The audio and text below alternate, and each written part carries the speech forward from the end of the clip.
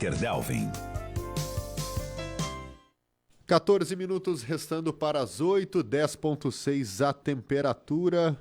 Tudo bem, Dirce? Bom dia. Bom dia, Nicolas. Dirce. Bom dia, Paulo Rogério, Josué. E bom dia para você que está nos acompanhando. Pois a pessoa que você ama irá partir em breve. Você tem uma única chance de impedir essa partida. E você poderá fazer isso com uma frase, somente uma frase. Qual expressão seria capaz de amolecer o coração da pessoa que você ama?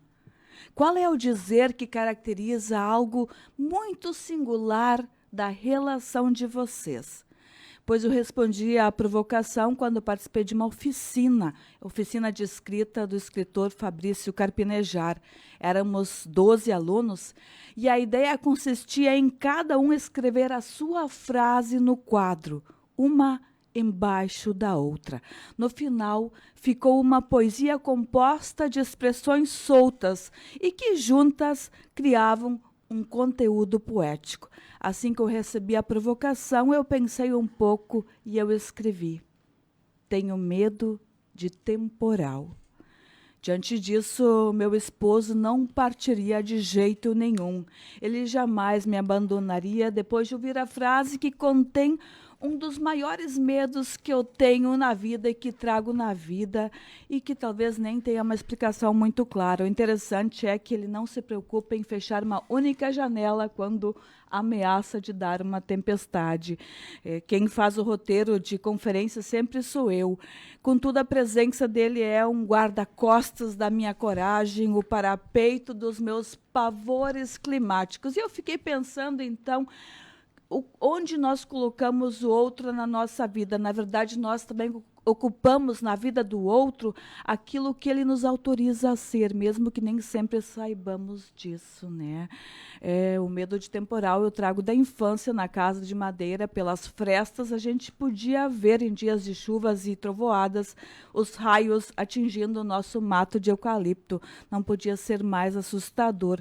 A mãe queimava ramos, caminhava pela casa fazendo sinal de cruz com a fumaça. Quanto mais barulho a natureza fazia, mais alto a gente rezava. Só a proteção divina poderia nos acudir diante da força da natureza, tantas vezes imprevisível, furiosa, eu diria, descontrolada. O homem dispõe de tecnologias, técnicas e ciência para que ele possa antever as condições meteorológicas, mas nunca com a certeza absoluta. A prova disso vai ter o ciclone, né? A gente não sabe ao certo como vai ser, por mais dados que ele tenha para acertar nas previsões. E esse fragmento de imprevisibilidade é que nos desacomoda e nos deixa em estado de alerta. Daí fiquei pensando, como eu provoquei no começo dessa fala, né? Qual expressão seria capaz de amolecer o coração da pessoa que você ama? Talvez esse nível de imprevisibilidade que a gente tem na relação é que também nos deixa em estado de alerta. Ninguém tem certeza de que o outro vai ficar para sempre. Poderá ser de ele se apaixonar por outra pessoa, poderá ser de ele desejar partir, poderá acontecer, enfim, dele falecer. Então, esse tom também de imprevisível que a gente tem, por mais que uma relação pareça segura, faz com que talvez a gente tenha que estar alerta, que a gente tenha que caprichar, que a gente tenha que investir, como a gente está agora em função do clima, né, das próximas horas, né, dos próximos dias. Eu te daria um quadro de Santa Bárbara. O que a Santa Bárbara faria? Protetora dos temporais. Ah, eu quero, Se eu Paulo. fosse teu marido.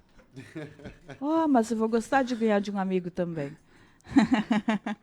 Mas a presença dele, eu quis dizer assim, a gente tem essa fantasia, né, de que o outro vai nos proteger e nos cuidar. Eu tenho muito medo de temporal. E os medos que a gente tem vem lá da nossa infância, lá do nosso começo, em que a gente, enfim, constituiu nossos maiores pavores da existência.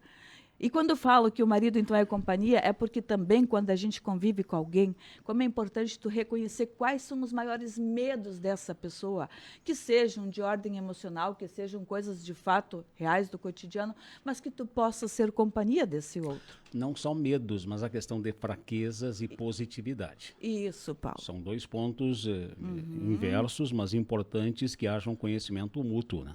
E é importante que a pessoa que convive, ela saiba que o outro não tem bola de cristal. É importante que esses medos, eles também sejam comunicados, para que a pessoa também esteja ciente de como é essa relação. Porque se a pessoa daqui a pouco não identifica isso, ela também não tem como descobrir se ela não for informada a respeito disso. Mas para que a pessoa que sente algum medo possa dizer o que sente, primeiro ela precisa saber do que ela teme.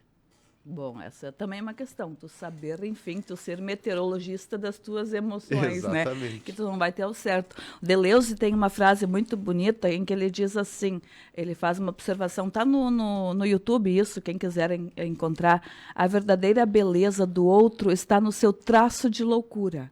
E tu só podes amar alguém enquanto reconheceres esse traço de loucura, que é aquele momento em que o outro perde as estribeiras. Até aí eu posso ir, depois disso o Nicolas enlouquece. Mas quando eu sei disso, daí eu posso amá-lo. Isso é lindo, gente. A verdadeira beleza do ser humano está no seu traço mais íntimo de loucura. De romper a fronteira. Isso, E que a faz ser única, né, Dirce? sim. Inclusive nas nossas loucuras mais íntimas, enfim. Ok, muito obrigado. Gente, bom dia. Tenham todos um abençoado dia terça-feira. Tá bem, Dirce? 8 para as 8, 10,7 a temperatura. Vem aí o quadro Boas Notícias, o intervalo e já voltamos. Na Independente, boas notícias. Oferecimento. Hospital Bruno Born, assistência integral à saúde.